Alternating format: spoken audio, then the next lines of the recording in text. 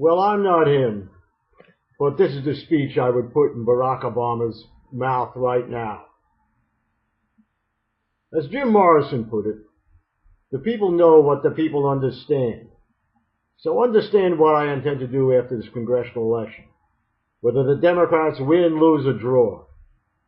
As soon as it can be written into legislation, and not by congressional committees beholden to lobbyists and special interests, I will personally propose to the incoming Congress the following program to put people back to work and revive the American economy and the American dream without increasing the federal budget deficit at all. Indeed, perhaps even reducing it.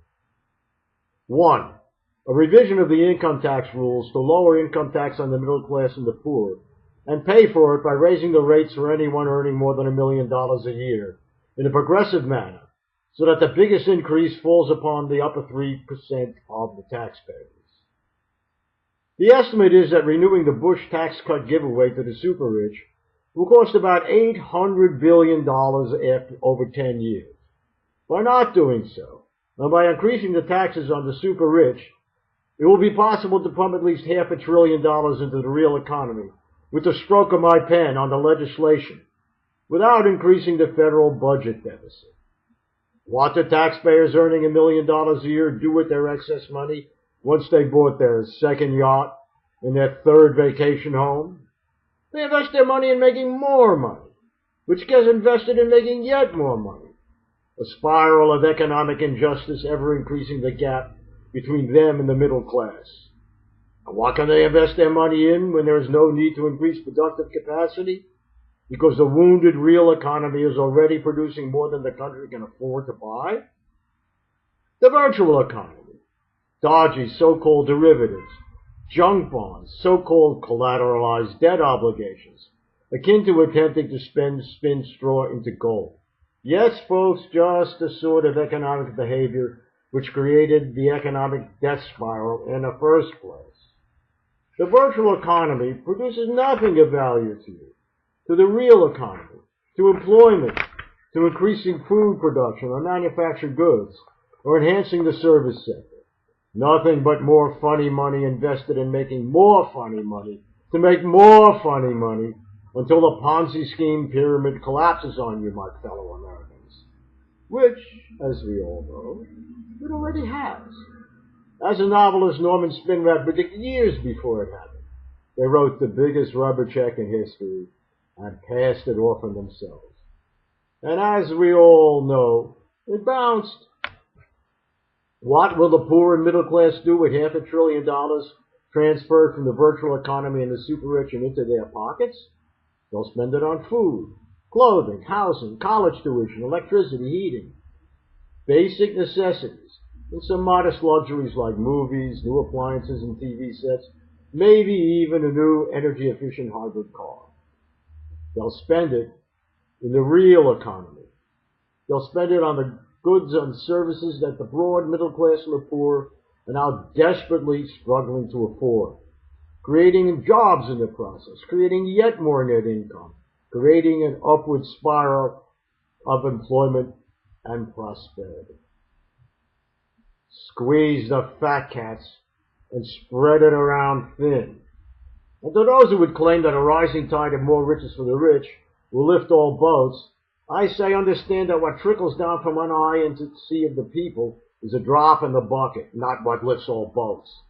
The rising tide of broad-based prosperity is what lifts all boats, including, ironically enough, the yachts of the super rich too. 2. Raise the federal minimum wage to at least $10 an hour. This will put more money into the hands of the really poor, who will spend it, and thereby create more jobs. No, it will not cost jobs, because almost everyone working for the minimum wage is employed in farm labor and the service industries that cannot be outside China or anywhere else. Restaurants and fast food outlets, the corner grocery and the mall supermarket, housekeeping, and so forth. 3.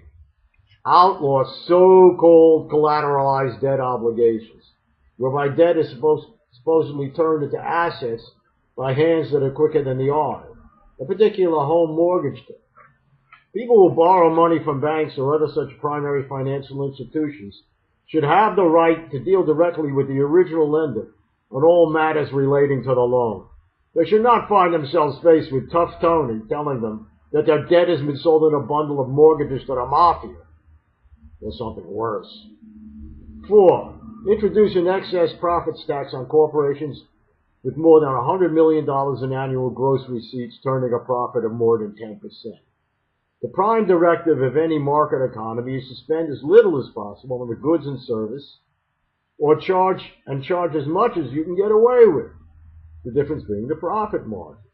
Fair enough. But there are only 3 ways to increase the profit margin. Charge the buyers more, pay the workers less, or both. The excess profits tax will be designed to simply reduce the net profit margin of major corporations to a just and healthy 10%. And of course, reduce the federal budget deficit in the bargain. 4 progressive steps creating upward economic spiral that will reduce unemployment and move the federal budget towards balance at the same time, while not harming the lifestyle of anyone. Simple? Yes. Just? Yes. Easy to understand? Yes. But of course not a snowball's hell in chance of getting through Congress if you elect a Republican majority. A vote for any Republican senatorial or House candidate is a vote against this 4-point program. Maybe I will be proven wrong.